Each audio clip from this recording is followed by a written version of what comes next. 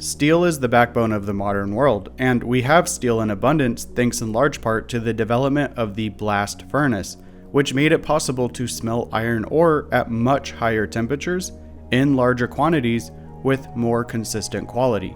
In order to develop the moon and space, we're going to need to build things: infrastructure and vehicles and machines, ships and stations and satellites, centered regolith roads and fields of solar cells, and capacitors and batteries and transmission cables and 1,000 other things. We can sinter regolith to make pavers and cast regolith like concrete, and we can refine regolith to yield iron, aluminum, silicon, oxygen, and more. But all of this requires intense thermal energy. This is the solar furnace, the blast furnace of tomorrow. From this, the steel spine of orbital commerce and industry will be forged. Just as the cities of today sprung from the molten bloom of the blast furnace, raising skylines towards the heavens, the cities of tomorrow will be hung in the heavens from solar-forged steel and will rise towards the earth. We begin with imported energy, heat generated from electricity from an imported earth-made grid. Like the bloomeries of old, we can use small imported electric furnaces to sinter, cast, and refine small amounts of material. But we would like to sinter, cast, and refine massive amounts of materials. So we need a way to generate massive amounts of thermal energy on the moon in large quantities cheaply, something like a blast furnace for the moon. We really have two options for generating massive amounts of energy on the moon: fields of solar cells or fields of solar concentrators. The first turns sunlight into electricity, and the second concentrates it directly into heat. The question is not which should we build over the other. We already know we need the solar cells to power our machines from microwaves to mass drivers, and even the solar concentrators will need to use a small amount of electricity to move with the sun. The question is, which should we use to generate tons of thermal energy? Should we even bother with the solar furnace? Since we need electricity anyway, shouldn't we just focus our efforts? Is the efficiency gained from the solar furnace really even worth it? Would it not just be a distraction? Well, let's see what the difference in cost is by measuring the fattest part of each system. To heat 1 ton of regolith up to 1,500 degrees Celsius in 1 hour would require 600 kilowatt hours of thermal energy. And since we are melting at a rate of 1 hour, we could just think of this as 600 kilowatts. For electricity, this conversion rate is about the same, requiring about 600 kilowatts of electricity, but for light beaming directly onto regolith, we need to account for regolith's solar absorbance, which is about 70%, meaning we actually need 857 kilowatts of light beamed to net 600 kilowatts thermal. The largest cost of doing anything on the moon will be in refining regolith into the materials we need. So to compare the solar furnace versus the solar cells, we can simply figure out the mass of the required materials to achieve the same thing. Assuming electrolysis as our imported method of refining regolith, we have a likely refining cost of around 50 kilowatt hours per kilogram. Maybe more, maybe less, but this is a general number for bulk refining based on a few sources and things that I'll put in the description below. Unfortunately, we don't actually know exactly how much, since Blue Origin won't release these numbers from their Blue Alchemist project for no other reason than to So we'll just go with this 50 kilowatt hours per kilogram number for refining regolith into its constituent elements using electrolysis. Now, this is where we encounter some real envelope-flavored, assumption-sprinkled logic. Consider what is involved with making electricity. Solar cells are just one component. We also need transmission cables, capacitors, batteries, switches, PowerPoint tracking systems, and more. We can make most of these things on the moon. We've had electric grids since the 1890s, and the rudimentary grids of the 20th century used simpler designs made from simple materials like iron and mercury and copper. We have iron, aluminum, and NAC, so the lunar grid doesn't need to be like the fancy digitized advanced manufacturing grids of the 2020s. We can make a simple, robust grid from the 1950s with vacuum tubes and linear MPPTs and NAC switches, and woven memory boards. We're bootstrapping industry on another world from scratch, so it makes sense to start off with the easier things in the tech tree to get the ball rolling. But we don't know things like the energy densities or designs of whatever capacitors and batteries and linear MPPTs and other hardware we'll end up using to build out the grid, especially if we are doing 1950s tech, and we won't know it until someone who makes these things leaves a comment. But looking at earthly stuff, past, present, and future, we can see that these things are only a fraction of the total mass of the whole system. The bulk of the mass comes from support structures and transmission cables, and in the case of solar, the solar panels. We also don't know exactly which solar concentrator design we are going to use, and even if we did have an exact design, we wouldn't have all the details for that either. But we do know, generally, what the most expensive part of each system will be. The fattest part, the bulk of the cost. So we can find that and see how large the difference is. If the difference between the two systems is small, then those details will matter in determining which is best. But if the difference is huge, then the little details won't matter too much. The largest cost of the solar cell array will be the solar cells. The largest cost of the solar furnace will be the surface area of the concentrators. We already know what the mass per square meter of the solar cells is based on the work we did in a previous video, about 100 grams per square meter. Also based on that video, we are going to assume we are using radiation-resistant amorphous silicon cells, which will probably have an efficiency around 5%. But to be extra generous, we'll assume an efficiency of 10%. To generate our required 600 kilowatts, we would need 4,412 square meters. At 100 grams per square meter, that's 441.2 kilograms of material that needs to be refined for the solar cell system. With our electrolysis cost of 50 kilowatt hours a kilogram, that's a total cost of 22.06 megawatt hours. For the solar concentrators, we'll assume we're using mirrors. We can make mirrors out of any metal on a polished substrate. But aluminum is by far the best, and fortunately we have a lot of aluminum on the moon. We could either deposit this aluminum onto a sintered or cast regolith tile, or we could make aluminum foil. If we deposit the aluminum onto tiles, we only need about 500 nanometers of aluminum, while the thinnest foils are about 6,000 nanometers thick, and standard household foil is typically about 16,000 nanometers. So with the foil, we're talking about at least an order of magnitude more aluminum, which means an order of magnitude more refining, which means an order of magnitude more energy of already an expensive process, at least at my current understanding of it all. So we'll go with the aluminum deposited onto tiles instead of foils and such because it's less of the most expensive process with more of the less expensive process, energy-wise, which is what we care about until we have a market on the moon. What is the cost of deposition? We have to use deposition for both processes, and we probably have to use a lot more deposition per square meter for the solar panels. But exactly how much of an energy difference this will make between the two systems is hard to know. Maybe if our final energy cost is close, it will be the determining factor. But if not, then it probably won't be. So let's ignore this for now and pray we don't have to investigate it at the end. We'll assume our mirrors are 90% efficient and that light has to bounce twice in whatever configuration we're using. So we get a total transmission efficiency of 81%. We need 857 kilowatts, which would require 780 square meters at 81% efficiency. For our 500 nanometers of foil, we would require 1.35 grams per square meter, or a total of 1.05 kilograms across the whole 780 square meter array.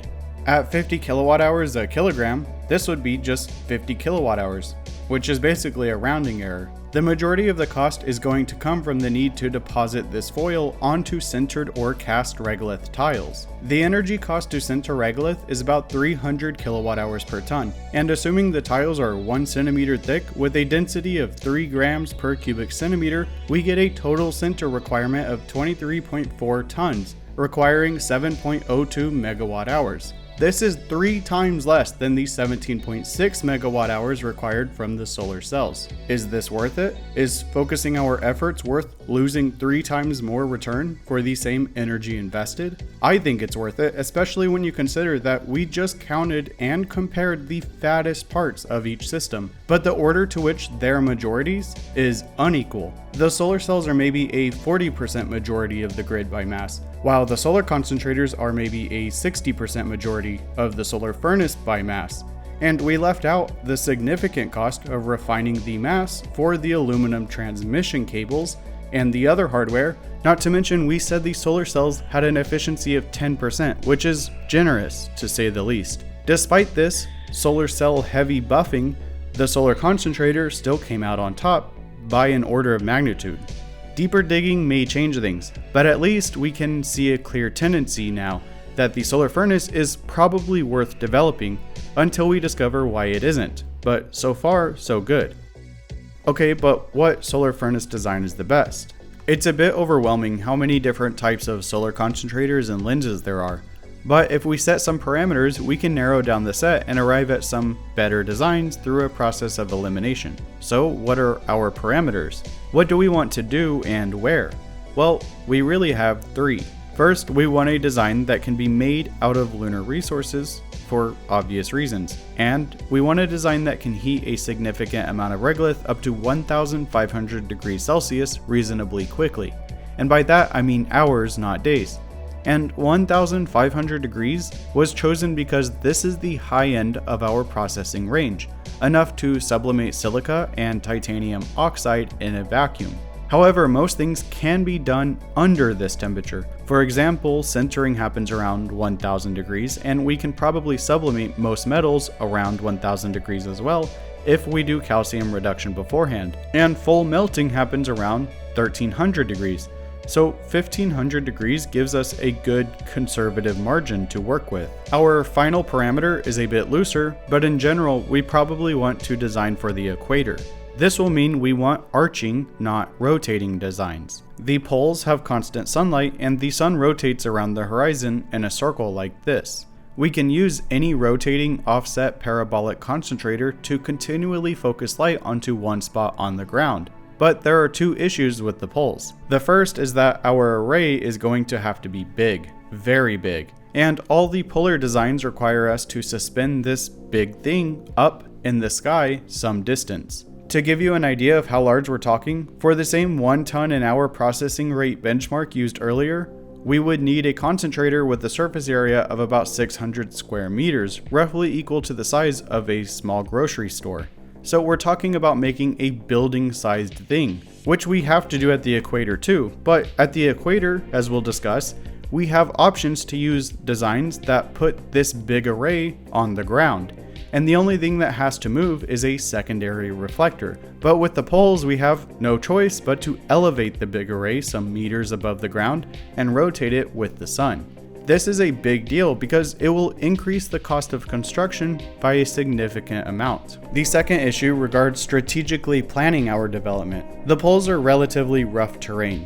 The equatorial maria are flat. It's easier to build things on flat land. It's easier to land rockets on flat land. It's easier to drive on flat land. Almost all major developed regions on Earth are on flat land. If we want to build a kilometer-long mass driver or paste hectares of solar cells or strip mine sections of rich regolith, it will be easier on flat land. But is establishing yourself at the equator worth losing half your annual sunlight? In the beginning, we'll be much more worried about actually accomplishing anything than our productivity margins. Will this habitat actually work? Will it hold air? Will this rover overheat? Can it excavate enough regolith to pay back its own cost? During this startup phase, it makes sense to maximize the ease with which we do things. And then later, once we've done a lot of things on the moon and are good at doing things on the moon, we can begin worrying about marginal productivity. 50% more energy per year is a lot of margin, but we want to build a mass driver anyways. This is how we export mass. And if we can launch tons of mass, it isn't inconceivable to imagine that we can deploy large reflectors around the moon to bounce sunlight to any given spot. This is a topic I plan to make a video on soon, but for now the point is, by the time we get to where annual productivity matters more than will this thing actually work, we'll have options. The hardest thing to do is to get started, so we should start in the easiest place possible to maximize our chances of success, even if it is less efficient in the long run.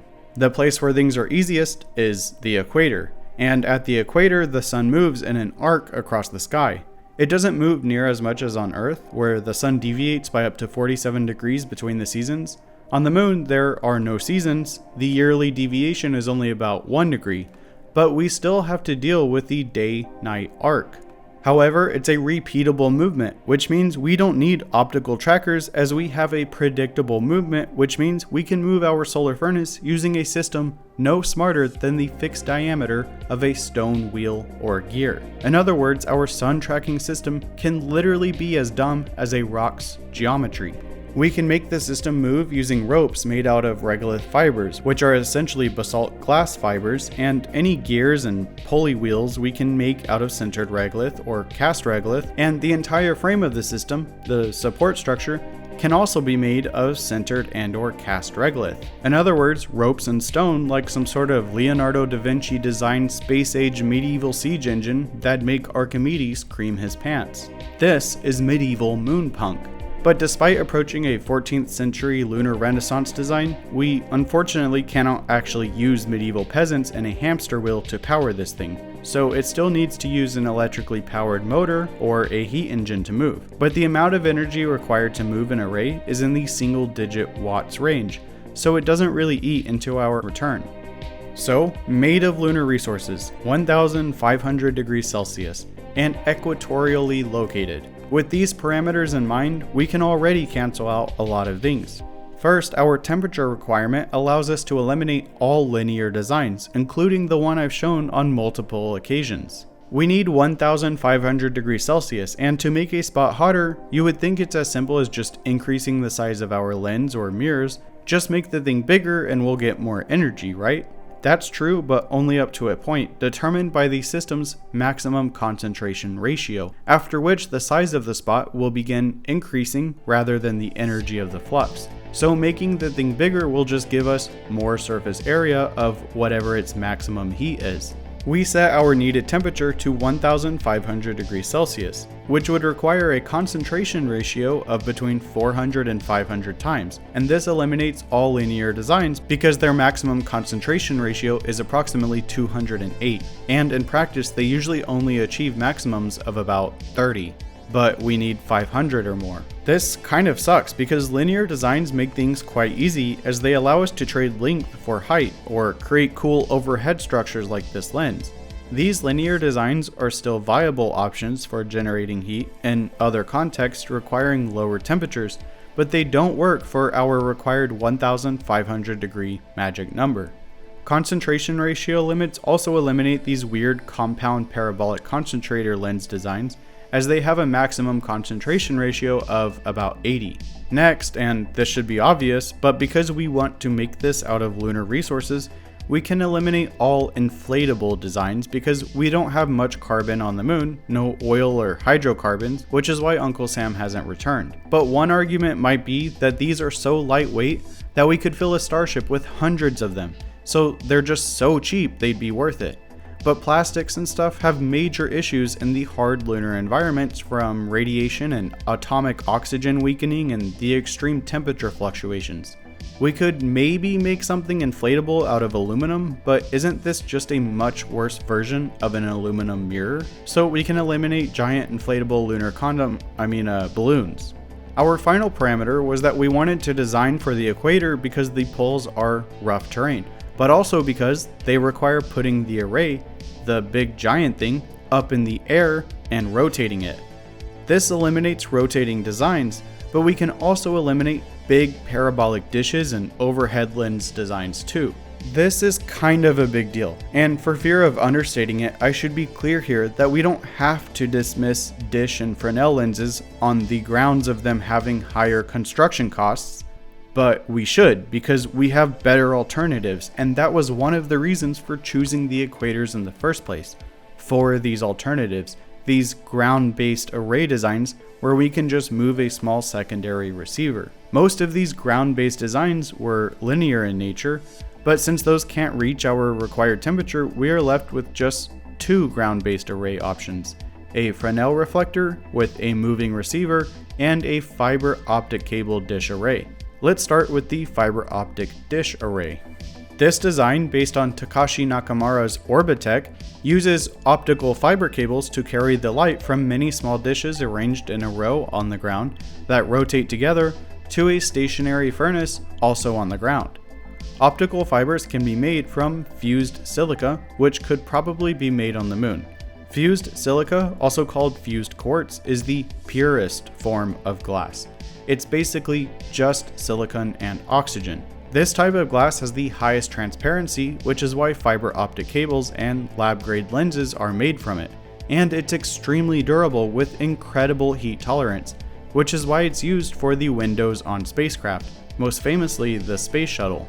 But it's also one of the most expensive types of glass because it requires extreme heat, usually about 2000 degrees Celsius, and during its creation process it can be ruined by trace amounts of water. So it's usually created in a vacuum and heated up to 2000 degrees using a pure oxygen torch. Fortunately, on the moon, we have a free hard vacuum and tons of pure oxygen.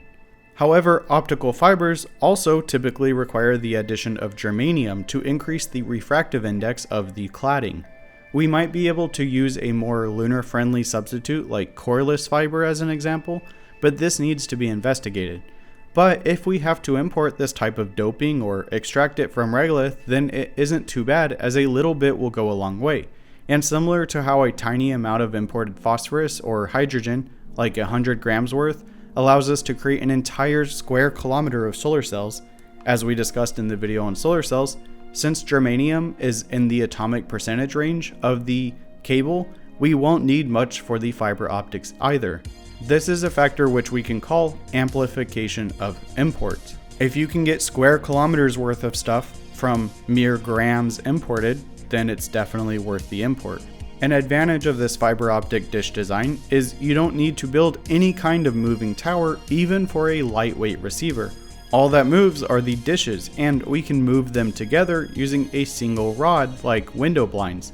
So the whole thing could theoretically be deployed without heavy equipment. Also, fiber optic cables can have efficiencies as high as 99%, and the furnace can be placed anywhere, so you can have it located some distance from the array of dishes, which will be logistically helpful for loading and unloading regolith between processing batches, without worrying about contaminating your mirror surfaces or accidents and stuff like that. But of course, this design has some issues. The first is keeping regolith dust off the optical fiber cables, as transmission performance degrades rapidly if any of the particulates accumulate on their surface. Deposits will absorb concentrated solar energy, both attenuating the solar energy delivered to the regolith and quickly heating the fibers to failure. In order to prevent this, Nakamura had to beam the light through the fiber optic cables into a quartz rod. Remember, fused quartz and the fused silica from which fiber optic cables are made are pretty much the same thing, but this is a rod, not a cable, so there's some efficiency loss. And then, to protect that rod from the same issue, they had to put a quartz window between it and the reaction chamber, another efficiency loss. So while fiber optic cables can have transmission efficiencies around 99%, we aren't going to get that level with this system. For Nakamura's specific prototype, in the end, the system was only about 37% efficient. This could be increased with higher quality fiber optics, and the highest quality fiber optic is no fiber optic, direct light beaming, which brings me to our final design, a Fresnel reflector. This looks like a linear design, but it isn't. Rather, it functions like a parabolic dish or lens and can concentrate light to a point well above our needed 500 suns concentration ratio. But unlike a dish or lens, it can be made from flat ribbons or tiles rotated to angle the light to the focal point, as you can see here. So this allows us to get the best of both worlds, the concentration ratio of a parabolic dish with the manufacturing and construction advantages of flat pieces. We could either do tiles like Sergiy Yurko's design here, or we could do rib-like strips as shown here. Also, a huge shout out to Sergiy Yurko, whose channel helped me out immensely with this research. We can either move the ribs or tiles of the array to a fixed tower, or we can just move the tower with the sun by fixing the receiver between two pivoting arms. This receiver can be a hyperbolic secondary reflector that can direct light downwards so that we can keep the crucible on the ground underneath it. This will require making a gap in between the mirrors, but the towers would have cast a shadow anyway. A major thing to consider is that the light beam reflected off this secondary reflector is not a laser, it is a cone, and the tip of this cone is the focal point which needs to contact our regolith, and this point will also move in a small arc with the sun. So to keep this spot shining through the top of the crucible into our regolith, we need to move the crucible in an arc pattern throughout the day. The crucible needs to go left and right as well as slightly up and down. Instead of raising the crucible with some complex method though, we could just make a paved road with a hump corresponding to the moving concentration point and then pull the crucible wagon with ropes. However, we should consider the logistics of having to load and unload the crucible between batches, which means it needs to be stopped periodically, say every hour, and this rate will probably vary slightly with regolith composition, so it'll be hard to automate mechanically. Not only do you need to stop it, but you also probably want to roll it completely out of the mirror field, so you're not moving heavy machinery around your mirror and stuff. Even with two different control systems, we still need a sensor, as once you reload the crucible and are ready to go for the next batch, you have to reposition it under the light. Now at this point in the video, I had originally planned to describe how, in theory, all of this could be greatly simplified by employing the use of a heat pipe and conductive crucible, and then explain why that actually isn't a good approach, because while it would be convenient, it would also require importing significant amounts of materials. But while editing the video, I felt this part distracted from the flow, so I put all that information in the description for those interested. But the main point is that heat pipes are probably not as good as this approach we have here. So anyways, let's talk about the actual crucible itself. If the top of the crucible is open, how do you capture the sublimated metals and gases for refining?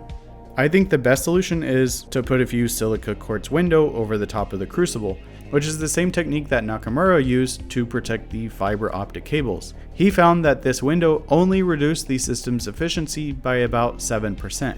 At first, his window was damaged by vapor accumulation on it, but he was able to prevent this by pumping in a flow gas to carry the particles away.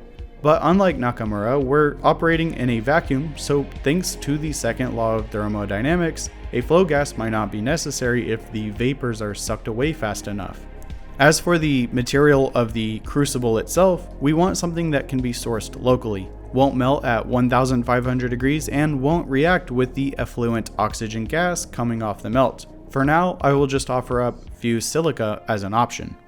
As we discussed, fused silica melts around 2000 degrees, and fused silica crucibles are used in glassworking, so there's a strong precedent for these. And we already want to make a fused silica window to seal the chamber so we can capture the gases, so that fused silica making production line and capability will already be established. But one thing to consider with this is that the way to lower the melting point of silica is by adding calcium and sodium ions, which lowers the melting temperature to 1500 degrees, which is how soda lime glass is made.